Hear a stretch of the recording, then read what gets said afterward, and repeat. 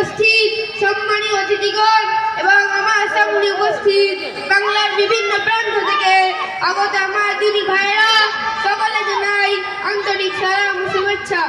প্রিয় উপস্থিত, চারিদিকে যখন অন্যায় বিচার, জুলুম, নির্যাতনার অত্যাচার, পাপাচার, অনাচারে লাঞ্ছিত যখন গোটা সমাজ, মানুষের নিজের নৈতিকতার উন্নতি যখন চরমভাবে ব্যর্থ, শিক্ষা সম্প্রদায়ের নানান কেন্দ্র ও আধুনিক শিক্ষা বিশ্ববিদ্যালয়গুলো যখন অপরাধ পরিচালনা করতে ব্যর্থ, ইহুদি, খ্রিস্টান, চক্রান্ত, ইসলাম বিরোধী শক্তি যখন কুরআন ও হাদিস থেকে উচ্চারিত জ্ঞানকে বিলুপ্ত করায় লিপ্ত, এমন এক কঠিন সময় লিমের গুরুত্ব সম্পর্কে আলোকপাত করা নিঃসন্দেহে অত্যন্ত গুরুত্বের দাবিদার।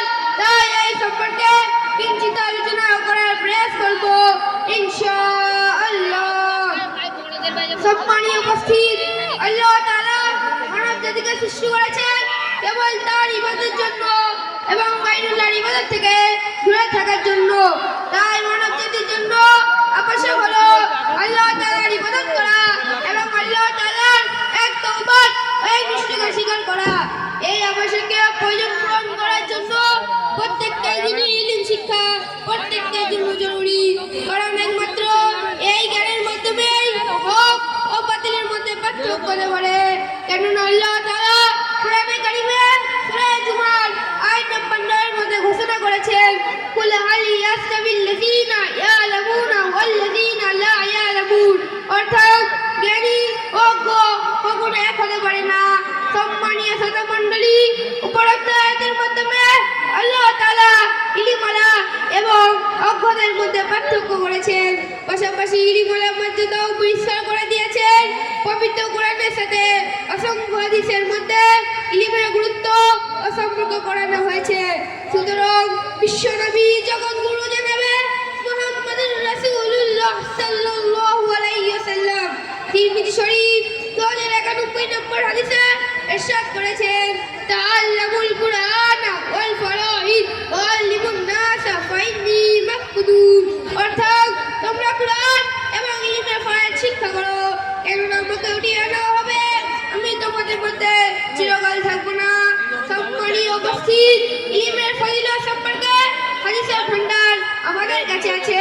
রাসূল সাল্লাল্লাহু আলাইহি ওয়াসাল্লাম ইরশাদ করেছেন, মান সালাকা তরিকান ইয়ালতামিসু বিহি ইলমান সাহালাল্লাহু লাহু তরিকান ইলাল জান্নাতি, অর্থাৎ যে ব্যক্তি ইলম অর্জনের উদ্দেশ্যে পথ চলবে, আল্লাহ তাআলা তার জন্য জান্নাতের পথকে সুগম করে দেবেন।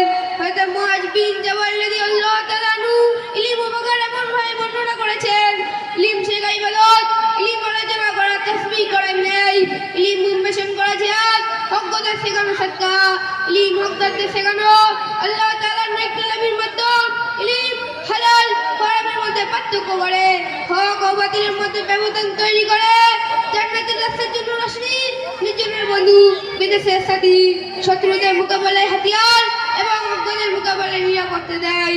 ইলম মানুষের আচার ব্যবহারকে উত্তম করে, মানুষের সম্মান বৃদ্ধি করে।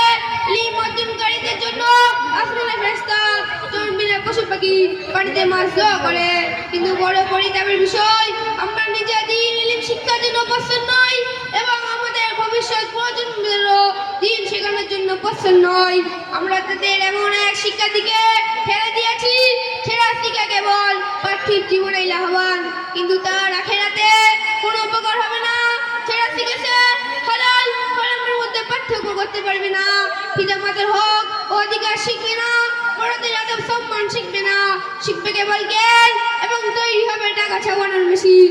আমি বলছি না সাধারণ শিক্ষার কোনো প্রয়োজন নেই, প্রয়োজন অবশ্যই আছে, কিন্তু তার সাথে সাথে তাকে দিন অবশ্যই শিখতে হবে, তবে সে একজন সমৃদ্ধ মানুষ তৈরি হতে পারবে, রাসূলের আদর্শ দর্শিত তৈরি হতে পারবে এবং তার দিন ও জ্ঞানের মাধ্যমে মানুষের কাছে সম্মান ও মর্যাদাও পাবে এবং তাদের পিতামাতার জন্য আখিরাতে কান্ডারি হবে এবং তাদের জন্য জান্নাতের পথকে সুগম করে দেওয়া হবে। সুতরাং একজন কবি বলেছেন, মেরা তরিক আমির नहीं फकीरी है, मेरा तरीक अमीर नहीं फकीरी है, खुद ही नवेज गरीबी में अपना नाम पैदा कर। এই সংক্ষিপ্ত কথার মাধ্যমে আমি আমার বক্তব্য ইতি করছি। আমিন আমিন আমিন